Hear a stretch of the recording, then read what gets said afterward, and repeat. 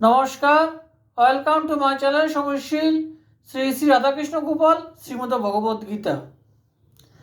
আজ 18 ফেব্রুয়ারি 2026 আমি শ্রী শ্রী চৈতন্য লীলা সারাবলী আদি লীলার প্রথম অধ্যায়ের মঙ্গলাচরণের কিছু অংশ পাঠ করছি।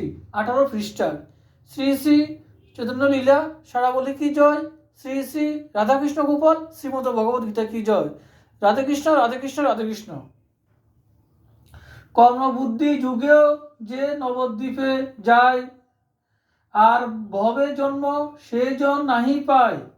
রসিক পণ্ডিত যারে ব্রজ বলি কয়, বন্দি সে নবদ্বীপ চিদানন্দময়। শ্রীগুরু বৈষ্ণব পাদপদ্ম করি